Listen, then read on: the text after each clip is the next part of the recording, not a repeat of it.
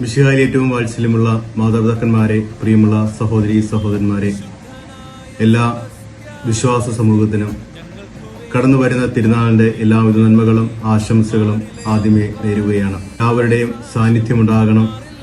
അനുഗ്രഹങ്ങൾ പ്രാപിക്കുവാൻ വിശുദ്ധന്റെ സന്നിധിയിലേക്ക് കടന്നു വരുന്ന നിങ്ങൾക്കെല്ലാവർക്കും യാചിച്ചാൽ ഒട്ടും ഉപേക്ഷ വരുത്താത്ത വിശുദ്ധൻ കൃപകളും നന്മകളും മാധ്യസ്ഥമായി നിങ്ങൾക്ക് ഒപ്പമുണ്ടാകുമെന്ന് പൂർണ്ണമായ വിശ്വാസത്തിലൂടെ നമുക്ക് എല്ലാവർക്കും ഒന്നായി അണിചേരാം.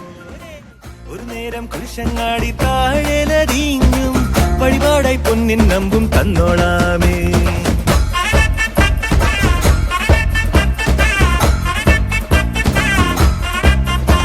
കരയറിയും ബാൻഡും മേളം ഇവിടെയും ചെണ്ടത്താളം ഇനി മുറുകും തോറും മുറിയുന്നില്ലേ എന്തോരാനന്ദം.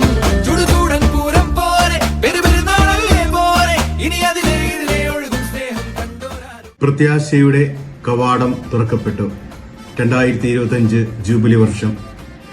എല്ലാവരും പ്രത്യാശയുടെ കവാടത്തിലൂടെ പിതാവിലേക്ക് കടന്നു പോകുവാൻ പരിശുദ്ധ ഫ്രാൻസിസ് മാർപാപ്പ നമ്മെ ഓർമ്മിപ്പിക്കുകയാണ്. കടന്നു വരുന്ന നമ്മുടെ ധ്യാനവും കുടുംബ നവീകരണവുമായി ബന്ധപ്പെട്ട ധ്യാനമാണ്. ആ ധ്യാനങ്ങളിൽ പങ്കെടുക്കുവാനും അവിടെ പ്രതീക്ഷയോടുകൂടി നമുക്കും പങ്കുചേരാം. പ്രത്യാശയുടെ കവാടമായ ഈശോയിലേക്ക് കടന്നു ചെല്ലുവാൻ ഈ ധ്യാനം നമുക്ക് ഒരു പുതിയ നവീകരണമായി തീരുവാൻ എല്ലാവർക്കും അനുഗ്രഹം ഉണ്ടാകട്ടെ എന്ന് പ്രത്യേകമായിട്ട് ആശംസിക്കുകയും പ്രാർത്ഥിക്കുകയും ചെയ്യുന്നു. 29, 30, 31 തീയതി നടക്കുന്ന ധ്യാനത്തിലേക്ക് ഏവരെയും ഹൃദയപൂർവ്വം സ്വാഗതം ചെയ്യുകയും ചെയ്യുന്നു. മാറില്ല ഞങ്ങൾക്ക് ഈ വിശ്വാസം.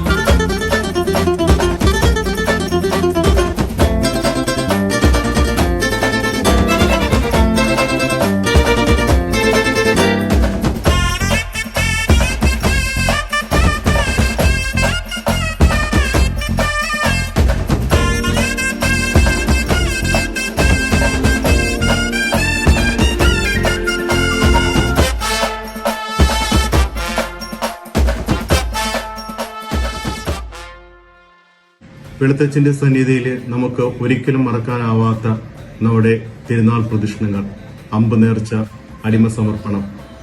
നാനാജാതി മതസ്ഥരായ അക്രൈസ്തവരായ എല്ലാ മക്കളും ഒന്നുചേരുന്ന സുദിനങ്ങളാണ്. വിശുദ്ധന്റെ സന്നിധിയിലേക്ക് നമുക്ക് കടന്നു വരാം. നമ്മുടെ അടിമ സമർപ്പണവും അമ്പ് നേർച്ചയും തിരുനാൾ പ്രദക്ഷിണവും ഒക്കെ ആഘോഷമാക്കി മാറ്റുമ്പോൾ നമ്മുടെ ജീവിതവും പുണ്യാളനോടൊപ്പമുള്ള ഒരു ആഘോഷമാക്കി നമുക്ക് മാറ്റാം. ആത്മീയമായ ഉണർവോടുകൂടി ഒരു പുതിയ ജീവിതത്തിലേക്ക് കടന്നു വരുവാൻ പുണ്യാളന്റെ എല്ലാവിധ നന്മകളും എല്ലാവർക്കും ഉണ്ടാകട്ടെ എന്ന് പ്രത്യേകമായിട്ട് പ്രാർത്ഥിക്കുന്നു. ഫെബ്രുവരി 1 മുതൽ 5 വരെ നടക്കുന്ന തിരുനാൾ ആഘോഷങ്ങളിലേക്ക് ഏവരെയും ഹൃദയപൂർവ്വം സ്വാഗതം ചെയ്യുകയും ചെയ്യുന്നു.